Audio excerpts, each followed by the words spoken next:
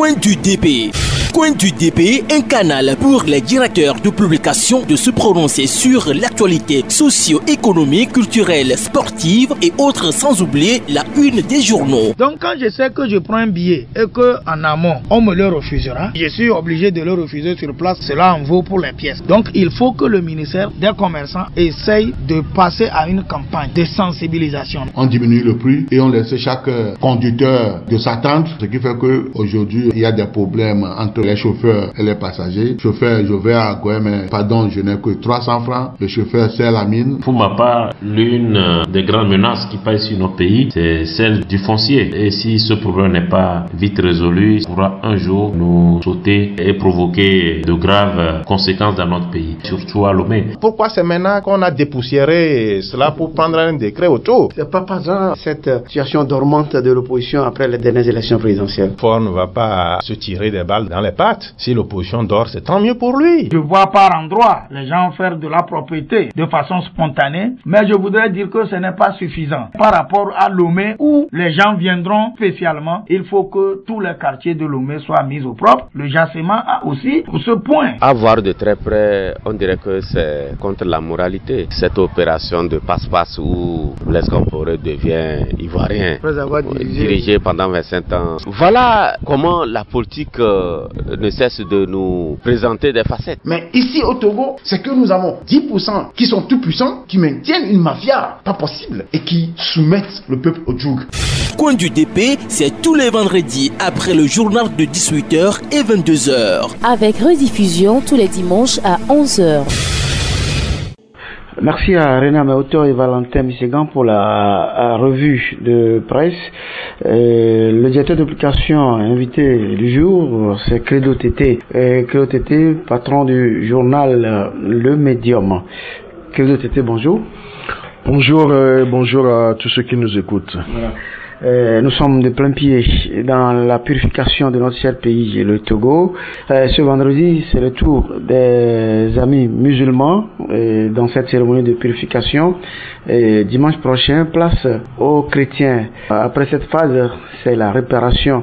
Et retenons ou rappelons à nos auditeurs que c'est sur recommandation de la CVJR que le Hachkoun exécute donc cette période de purification et celle des réparations. Il faut saluer le dynamisme de travail qui se fait au niveau du Hachkoun, parce que le Hachkoun, ce n'est que l'application des recommandations de la CVJR, et notamment en ce qui concerne la purification, c'est l'article 47 des recommandations de la CVJR qui l'a stipulé. Donc aujourd'hui, le Hachkoun ne fait que dérouler le tapis, parce que après la phase de déposition, la phase d'écoute, donc aujourd'hui, on passe à la purification. Cela est à apprécier et disons aujourd'hui ce sont les musulmans qui sont à l'honneur, qui ont fait et qui continueront toute la journée de vendredi les cérémonies, mais ça a commencé depuis hier, le jeudi, où les religions traditionnelles ont fait également leur séance de purification. Donc jusqu'à dimanche, les religions chrétiennes aussi vont faire leur séance de purification. Toutes ces séances ne font que précéder la phase même de réparation, et il faut dire la phase de réparation a un caractère assez symbolique, parce que on ne peut pas essayer de quantifier tout ce qui a été perte en vies humaines ou bien perte matérielle pour essayer de leur rembourser cela comme cela se doit. Donc le caractère symbolique même de la phase de réparation est à comprendre par les populations togolaises. Voilà. Nous souhaitons que cette réconciliation, je crois que le médium également de son côté épouse cette réconciliation tant prônée par l'autorité.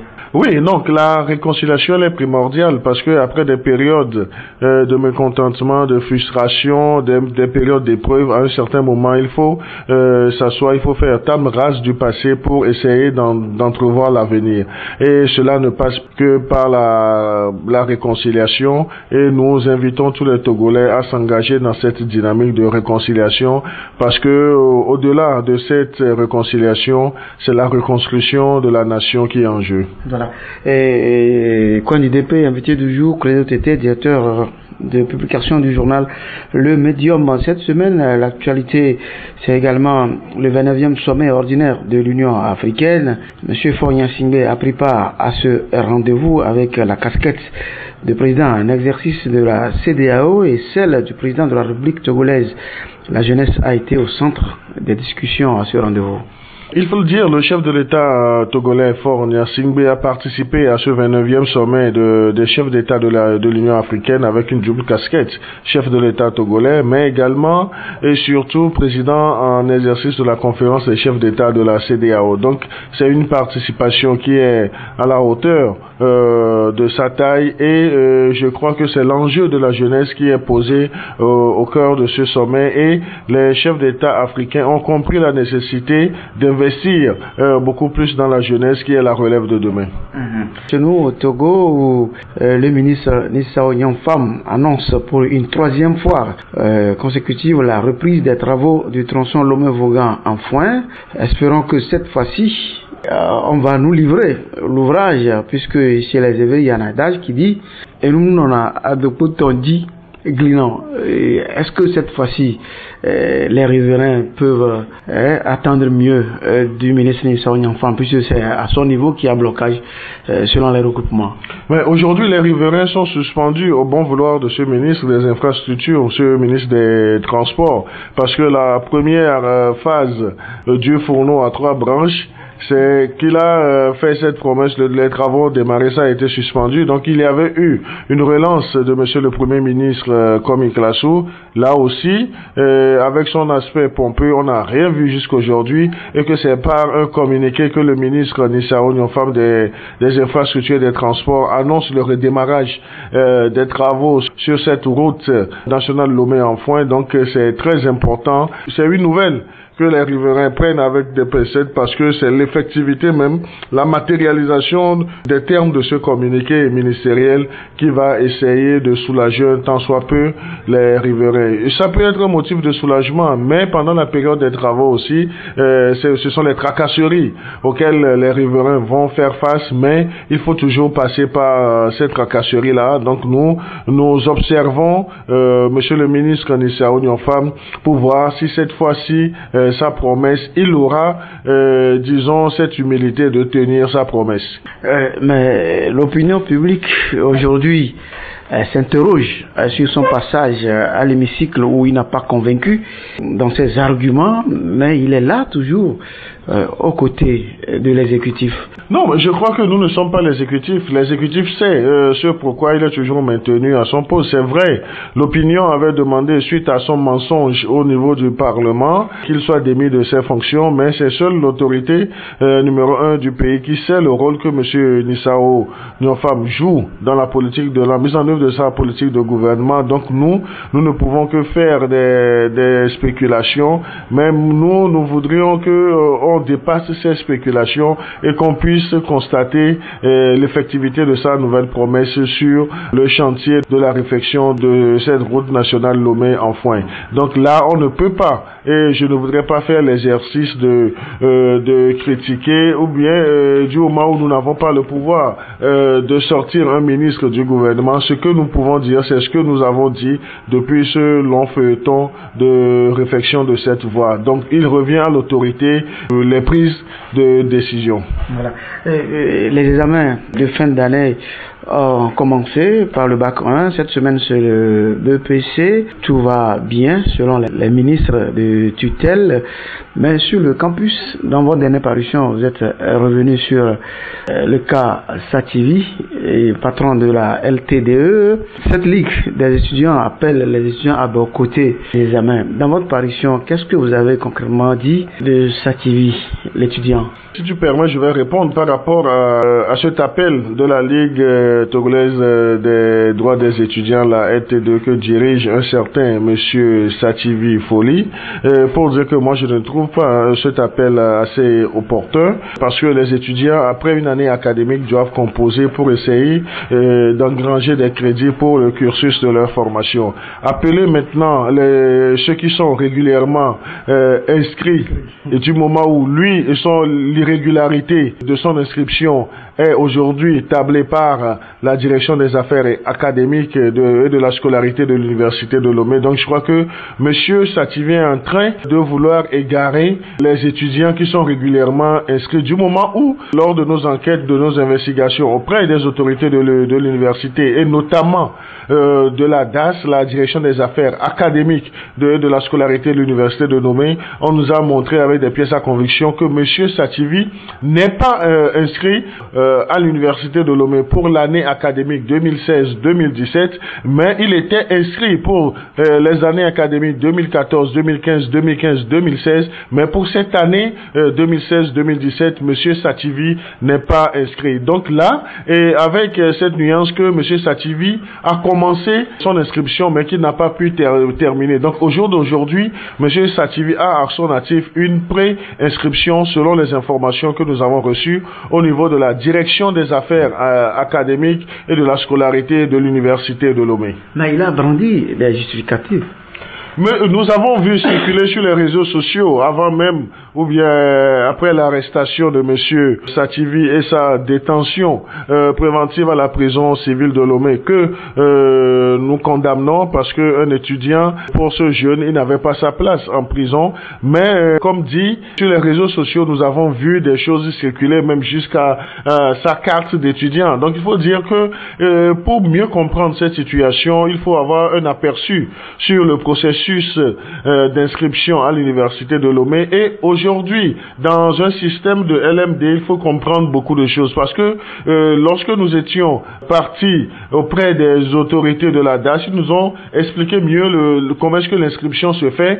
Et dans un premier temps, pour partager cela avec les auditeurs et auditrices de cette charmante radio, il faut dire que selon les informations reçues auprès des responsables de la DAS, dans un premier temps, l'étudiant est obligé d'aller sur le site internet de la DAS et de faire l'inscription, et cette inscription donc c'est généré après par une fiche d'achat de crédit. Après la fiche d'achat de crédit, donc il faut faire valider cette fiche d'achat de crédit par le responsable d'une cellule d'information pédagogique qui est dans toutes les facultés. Donc dans le cas d'espèce, Monsieur Sativi, ancien étudiant à la faculté de droit, donc devait faire valider sa fiche d'achat des unités d'enseignement par la cellule d'information pédagogique de la faculté de droit. Donc cela avait été fait, c'est ça qui lui avait donné l'opportunité d'aller payer au niveau de la banque la somme correspondante à ces crédits qu'il a achetés. Donc par après,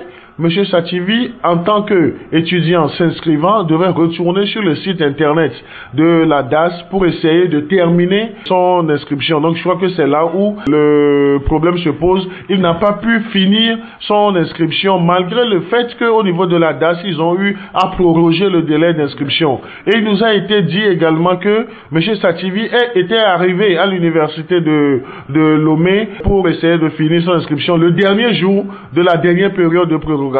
Donc il n'a pas pu faire finir son inscription. Donc au niveau de la direction des affaires académiques et de la scolarité de l'université de Lomé, la position elle est ferme. Monsieur Sativi n'a pas fini son inscription et on ne peut pas dire que Monsieur Sativi est un étudiant régulièrement inscrit à l'université de Lomé pour l'année académique 2016-2017. Donc voilà les informations que nous avons, et avec cette nuance des responsables de la DAS, comme quoi le fait d'acheter des crédits d'unité d'enseignement ne fait pas de l'étudiant qui s'inscrit un étudiant de plein droit. Donc aujourd'hui, ce qu'il y a lieu de retenir, c'est que sur les 51 000 et quelques étudiants, M. Sativi n'en fait pas partie. Mais l'autorité a prêté flanc. Qu'est-ce que l'autorité attend pour essayer de prendre quand même au moins la moitié des revendications de ces étudiants? Il faut faire la part des choses. L'État a des priorités, mais ce que nous disons, ce que la Ligue réclame, donc je crois que c'est de très bonnes intentions. Maintenant, il va falloir, dans une posture de négociation, de stratégie, amener les autorités de l'Université du Bénin et surtout l'État qui donne les moyens à l'université à essayer de régler les problèmes. Mais il faut aussi reconnaître que depuis l'arrivée du professeur Kokoroko Dodji à la tête de l'université de Lomé, il y a des progrès assez sensibles, sinon des progrès extraordinaires qui sont à l'actif de ce jeune président. Donc je crois que Rome ne s'est pas bâti en un seul jour, donc on ne peut pas lui demander de faire des miracles si lui aussi il n'a pas les moyens. Et avec ce que les étudiants réclament là, donc la présidence de l'université de Lomé n'est pas une microfinance, donc la présidence de l'université de Lomé doit avoir les ressources nécessaires du côté du budget général de l'État, sinon du côté du gouvernement. Donc si la présidence n'a pas les moyens, je ne vois pas en quoi le président de l'université de Lomé va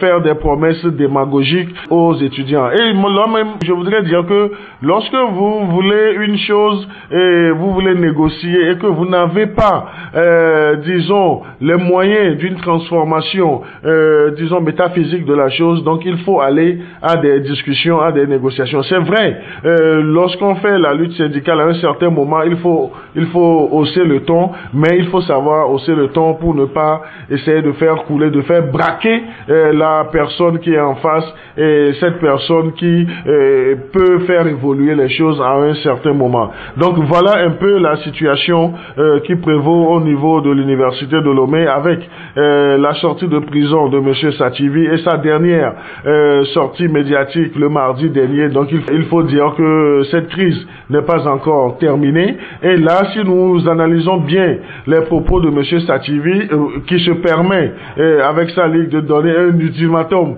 au gouvernement et au président de l'université de Lomé pour trouver une satisfaction pleine à leurs revendications, je me dis que dans une autre certaine mesure, il y a des déviances de la part même de nos jeunes frères qui sont en train de réclamer le meilleur ou bien de meilleures conditions de vie et de travail pour les étudiants. Donc ce sont des choses qu'on doit gagner graduellement. D'aucuns parlent de récupération politique. D'aucuns disent que Sativi est manipulé par les politiciens. Êtes-vous de cet avis? Non, mais du moment où je n'ai pas les preuves matérielles, je ne peux pas aller sur ce terrain. S'il est manipulé par les politiciens, donc je crois que c'est à lui de prendre la bonne décision, parce que les politiques sont toujours dans la récupération de toute situation conflictuelle. Donc c'est eux-mêmes qui doivent savoir s'ils sont dans une logique de revendication sur le plan universitaire pour les étudiants, ou bien s'ils veulent prêter le flanc à des hommes politiques qui ont démissionné en étant sur le terrain. Voilà. Fredo, politique toujours, la loi sur la création de nouvelles communes a été votée, et après ce vote, ça a suscité beaucoup de réactions, et on continue d'avoir ces réactions du côté des partis politiques qui contestent, surtout celles de l'opposition. Au niveau de la rédaction du journal Le Médium, comment avez-vous accueilli ce vote par rapport à la création de nouvelles communes? Non, je dirais que les députés ont joué leur partition dans leur diversité de compréhension et puis d'opinion. Et si cette loi a été votée, donc on attend que la promulgation, je ne sais pas.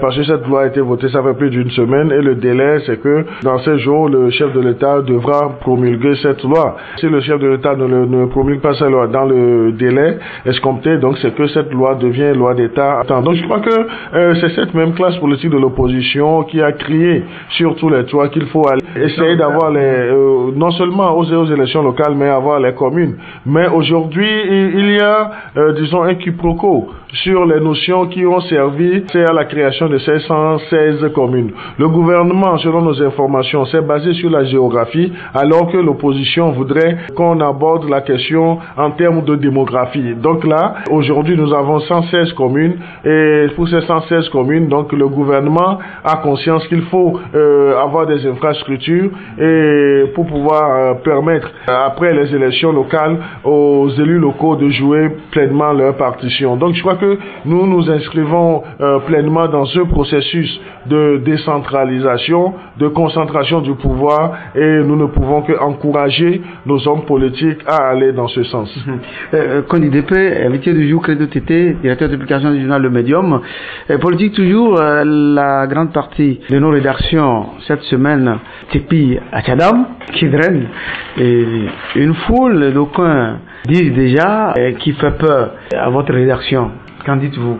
Non, je ne pense pas que M. Tikpi Achadam puisse faire peur, disons, au régime en place à UNIR, parce que UNIR a vu des bouillants que lui, UNIR a vu des agités de par le passé que lui. Et si M. Tikpi Achadam, avec son avènement sur la chaîne politique, sur la place politique, doit faire peur à quelqu'un, c'est à nos anciens, ou bien à nos éternels, ou bien à nos professionnels de l'opposition, que sont l'opposition classique aujourd'hui, qui doivent essayer de paniquer, parce que il y a un nouveau qui nous est né, donc il est venu, donc il est en train de les bousculer, et il est en train de surfer.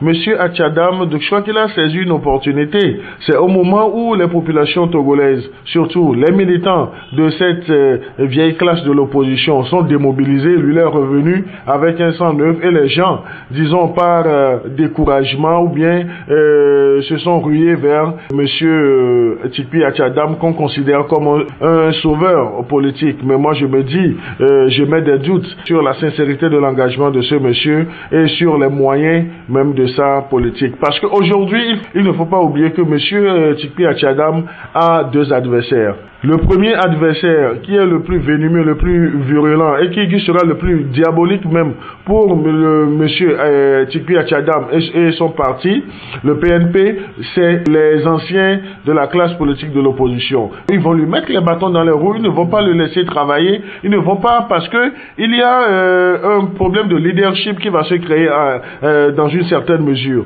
Maintenant, le second adversaire qui aujourd'hui doit jouer le rôle de spectateur, tout en se réjouissant que la classe politique de l'opposition se bat entre elles, donc notamment le parti au pouvoir, qui n'a pas besoin de faire beaucoup d'efforts, parce que M. Tikpi Achadam ne peut rien tout seul contre ce système qui est en place, mais le fait que M. Tikpi Achadam est comme premier adversaire ses propres compères de l'opposition, je crois que c'est du temps qui est gagné. Voilà. Coin du DP, invité du jour, Credo Tété, directeur de publication du journal Le Médium. Vous pouvez réécouter cette émission sur YouTube, donc en tapant Radio RCJ-Coin du DP, Radio RCJ-Coin du DP. Credo Tété, votre dernière parution, le numéro 256, écrit sécurité, police de proximité, un nouveau concept, un mode de fonctionnement. Alors, de quoi s'agit-il? Il faut dire que le ministère de la Sécurité et de la Protection civile se soucie de la sécurité et de la protection des populations togolaises. Et nous avons une police classique. Et lorsque nous parlons de police, donc il faut considérer la police classique que nous avons et puis la gendarmerie. Et aujourd'hui, le ministère de la Sécurité, à travers son premier responsable, le colonel Yak Damhan, amène la police vers les populations. Donc, à travers cette réflexion qui est faite pour la mise en place d'une police de proximité. Donc il s'agit dans un premier temps d'arriver à reconquérir la confiance des populations, parce que la police en général a besoin d'avoir la confiance de ces populations et essayer de mettre en œuvre, les objectifs qui sont assignés à cette police de proximité. Donc il s'agit, il s'agira pour cette police de proximité de prévenir les difficultés, d'apporter des solutions réfléchies et durables aux problèmes d'ordre sécuritaire des populations. Et la précision, c'est qu'aujourd'hui, le souci de la sécurité devient une chaîne dans laquelle chacun constitue un maillon de l'approche globale. Donc, mais comment est-ce que cette police de proximité va opérer? Cette police de proximité a des principes fondamentaux que nous avons découverts lors de nos recherches, de nos investigations. Et ces principes fondamentaux sont réunis dans l'acronyme 3P, 3R. 3P, 3R qui signifie proximité, partenariat, prévention. Les 3 R maintenant, c'est la redevabilité, la résolution et le respect des droits de l'homme. Donc là, il faut dire, les principes fondamentaux sont à subdiviser. Les 3 P, la proximité, c'est être proche des populations. Le partenariat, c'est ce partenariat qu'il doit y avoir entre les forces de sécurité et les populations. Et la prévention, c'est qu'il faut agir. Il ne faut pas attendre qu'il y ait les sinistres avant de réagir. Maintenant, la redevabilité, c'est ce souci de rendre compte de tout ce qui est fait. Et la résolution, résolution, c'est cette conviction qu'il faut servir la chose publique et dans le respect des droits de l'homme, sinon des droits humains. Voilà. Au sein de cette police, on le sait tous, on a eu à faire des débats autour. Il y en a qui sont zélés. Est-ce que vous croyez qu'avec ce zèle, ça peut jouer tellement le rôle de proximité tant envisagé par le ministre en charge de la sécurité? Non, je crois, dans toute corporation, il y a des brebis égarées, donc il y a des zélés. C'est vrai, nous envoyons, surtout sur nos routes, nous envoyons certains qui sont zélés dans l'exercice de leur profession, mais on ne peut pas dire que tout le corps de la police ou de la gendarmerie n'est constitué que de zélés, parce qu'on a des têtes, parce qu'il y a de très bonnes personnes, il y a des responsables, il y a des gens qui connaissent leur mission. Mais maintenant, la réflexion, c'est que il faut que la sensibilisation soit faite beaucoup plus envers ceux qui vont essayer d'animer ce nouveau concept de police de proximité. Il faut qu'on mette l'humain au centre même de cette police de proximité, arriver à, disons, recréer cette confiance entre les populations et les corps habillés. Donc il le faut parce qu'aujourd'hui, les populations, lorsqu'on voit un corps habillé, de par les abus de certains éléments égarés des corps habillés, aujourd'hui il y a une crise de confiance. Donc je crois que c'est ce que le ministre de la Sécurité et de la Protection civile, le colonel Yak Damhan, est en train de faire. Et il y a eu, depuis 3 ans, des ateliers de formation des agents de la police et de la gendarmerie sur toute l'étendue du territoire national. Nous sommes optimistes quant à la réussite de cette mission. Ce qui nous rassure, ce qui nous donne cet optimisme, c'est qu'aujourd'hui nous avons quelqu'un qui est à la tête de ce ministère de la Sécurité et de la Protection civile qui connaît vraiment son job. Ben, il faut mettre également les moyens à la disposition des éléments. Les moyens à la disposition des éléments, le ministre de la Sécurité n'a pas rêvé, ne s'est pas levé pour mettre ce processus en branle. Donc surtout, bien sûrement avec le soutien de ses supérieurs, et ses supérieurs, il faut le dire, le premier c'est le chef de l'État qui a souci de la protection civile, de la protection des citoyens. Donc comme on dit qu'il faut d'abord la santé, puisque depuis un certain moment, nous crions que ça ne va pas dans nos hôpitaux. Aujourd'hui c'est clair, la dernière fois on a perdu un professeur de rang, on nous dit que c'était manque de moyens pour le soigner. Pourquoi ne pas restructurer nos hôpitaux et voir la sécurité? Non, je crois que la sécurité, elle est aussi importante que les conditions que d'améliorer les conditions dans nos hôpitaux. Le gouvernement n'est pas sourd, à mon avis, à la question d'amélioration des conditions de vie et de travail de nos milieux hospitaliers. Mais il y a beaucoup de chantiers. Aujourd'hui, c'est le chantier de la police de proximité que nous relevons, mais nous allons continuer notre rôle de sensibilisation afin que le gouvernement puisse également s'investir beaucoup plus dans la question de nos centres hospitaliers. Et dans votre parution, vous avez une société sondage, Sotopla, Seva lance une enquête de satisfaction. En image, on voit des dames en t-shirt blanc, c'est quoi? Non, il faut le dire, c'est une enquête, c'est que la Sotopla, une enquête de satisfaction, c'est un sondage, c'est pour voir si les prestations de la Sotopla ont l'assentiment des usagers de la route des populations togolaises. Donc c'est en ce sens que le cabinet Cisco Finance a gagné ce marché et a aujourd'hui, pendant une semaine qui a commencé depuis le lundi, les hôtesses, vous les verrez dans toutes les rues de Lomé et approchant les citoyens et demandant leurs avis sur les prestations, surtout les qualités dans les prestations de la Sotopla. Cela permettra d'améliorer même les prestations après le sondage. Donc il va falloir faire le point et savoir là où ça marche, là où ça ne marche pas. Et lorsque nous avons suivi le tout premier jour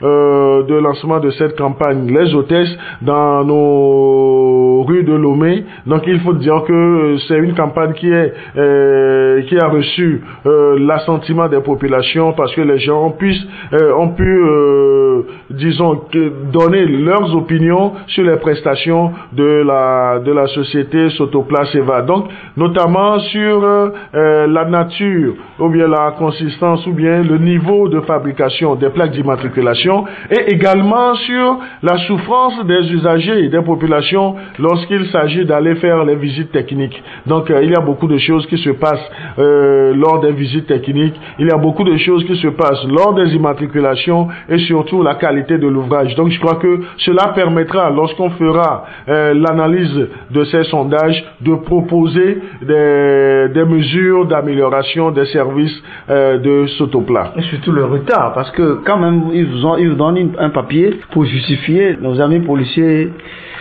oui, nos amis policiers, les routiers, donc ça m'est arrivé également. Donc avec tous les papiers que nous avons, parce qu'il faut une programmation, il faut que la carte grise provisoire sorte.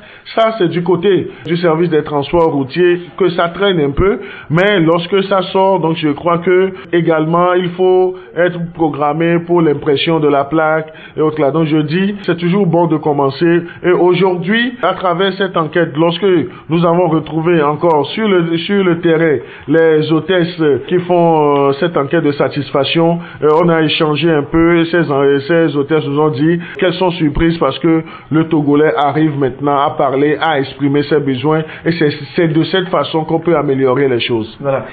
Culture, peut-être pour terminer cette entrevue, Credo TT, nous sommes dans Coin du DP, un canal auditeur d'application, de faire des analyses par rapport à l'actualité dans notre pays. Ekpe est annoncé également, et voilà, en pompe avec un programme déjà, mais au niveau de Ekpe à Nero, le doute plane encore sur la prise de cette pierre. On ne sait pas si cette année on aura 3 pierres ou 4 pierres, puisque l'année passée on a eu à prendre 2 pierres. Non, mais je crois que nous allons souhaiter que les mauvaises habitudes ne renaissent pas dans Nero et qu'on assiste à ces scènes qui n'honorent pas notre pays, qui n'honorent pas, disons, ceux qui sont garants de nos us et coutumes. Donc nous allons les encourager à parler d'une seule voix.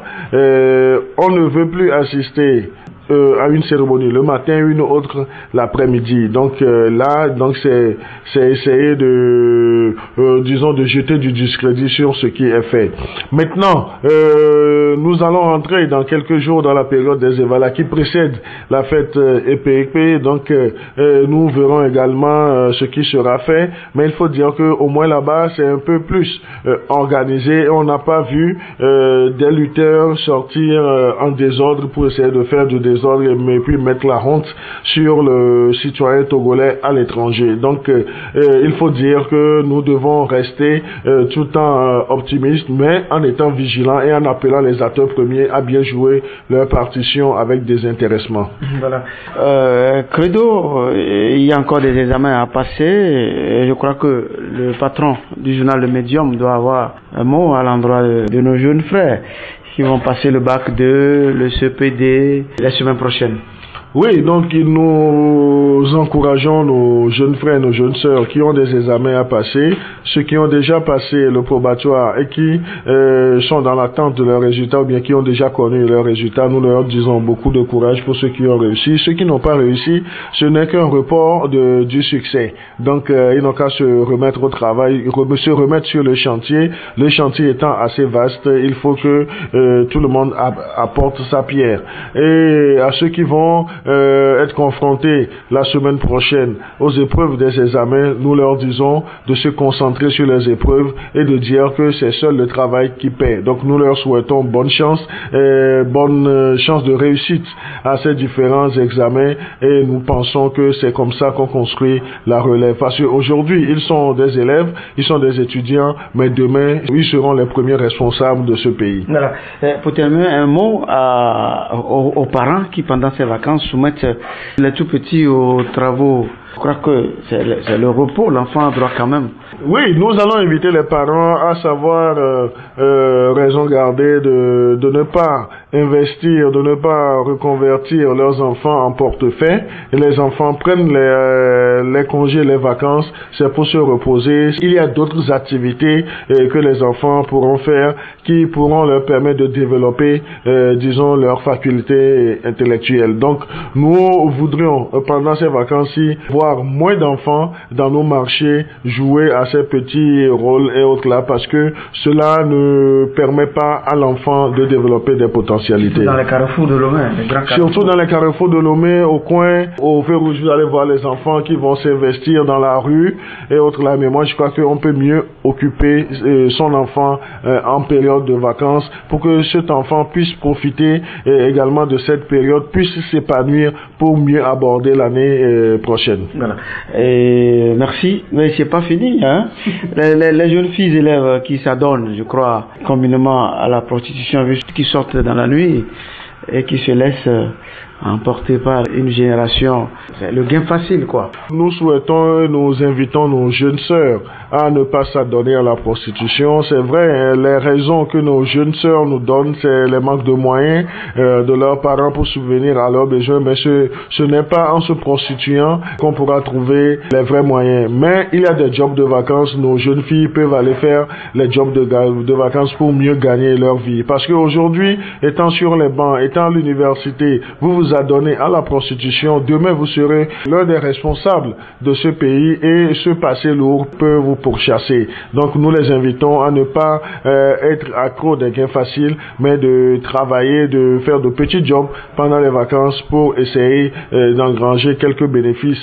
Certaines personnes, certains élèves ou bien certaines étudiantes, c'est à partir des jobs de vacances qu'elles arrivent à payer leur scolarité de l'année prochaine. Nous leur souhaitons beaucoup de chance et dire que nous ne devons pas pourchasser le gain facile. Voilà. Merci, Claude, c'était bon week-end.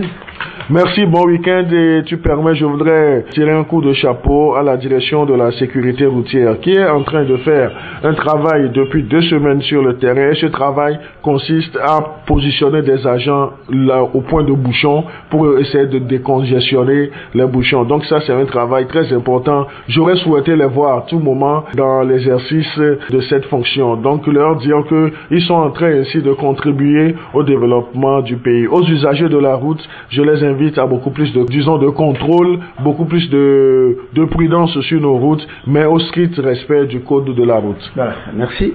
Merci et bien de choses à tous les auditeurs et toutes les auditrices de cette charmante radio. Voilà. Point final à Coin du DP de ce jour. L'invité était Credo Tété, directeur de publication du journal Le Médium. Merci également à vous pour oreille attentive et bon week-end à toutes et à tous. Rendez-vous vendredi prochain avec un autre directeur de publication de La Place. Moi je suis Eugène Bamazé. Au revoir. Eugène Bamazé. Au revoir. Eugène Bamazé. C'était Coin du DP. Coin du DP, un canal pour les directeurs de publication de se prononcer sur l'actualité socio-économique, culturelle, sportive et autres, sans oublier la une des journaux. Je pense que c'est des gamineries qu'ils doivent arrêter et que lorsqu'on leur offre un cadre de discussion, ils doivent saisir l'occasion pour aller exprimer leurs idées. Qu'on demande à ceux qui ont mis la main dans l'argent du pays, qu'ils remboursent. Si tous ceux qui ont volé le pays là, cette minorité a donc parlé chaque fois le chef de l'État, si on arrive à faire en sorte que cette minorité et tous ceux qui continuent de piller ce pays à rembourser l'argent qu'ils ont pillé, qu'on n'aura plus à emprunter chaque jour de l'argent. Pour le moment, faisons un pas, la limitation du mandat et le mot de scrutin. Et vous n'êtes pas sans savoir, ce qui a encore braqué les gens, c'est la sortie de Maganawe Florent qui a dit que l'APG est déjà caduque. Bonne opportunité offerte une fois encore à l'Afrique. Donc après d'autres regroupements de pays, ce sont les États-Unis d'Amérique qui offrent donc une opportunité à l'Afrique pour une fois échanger. Dans un pays normal et surtout en Afrique, le clergé et les représentations religieuses et spirituelles ont une importance capitale dans les prises de décision, dans l'orientation. Et le mal du Togolais, c'est que on réagit au coup par coup. Quand aujourd'hui quelque chose se passe, on réagit sur le champ, mais on ne cherche pas les tenants et les aboutissants. Les hommes d'affaires font les affaires. Et qui dit homme d'affaires cherche d'abord son bénéfice, puis le reste viendra après. Et donc quand vous confiez la fédération à un homme d'affaires, attendez-vous à ce qu'il fasse des affaires avec votre fédération et votre football. Disons que l'essentiel doit être fait. Et l'essentiel pour moi, c'est accompagner les responsables, les propriétaires de ces fermes avicoles afin qu'ils puissent redémarrer rapidement leurs activités. Je ne suis pas sûr que nous pouvons faire le compte. Et ça, c'est parce qu'il y a une certaine impunité dans le pays. Les gens pensent que quand on détourne l'argent du pays, ce qu'il y a comme sanction, c'est qu'on vous licencie. Coin du DP, c'est tous les vendredis après le journal de 18h et 22h. Avec rediffusion tous les dimanches à 11h.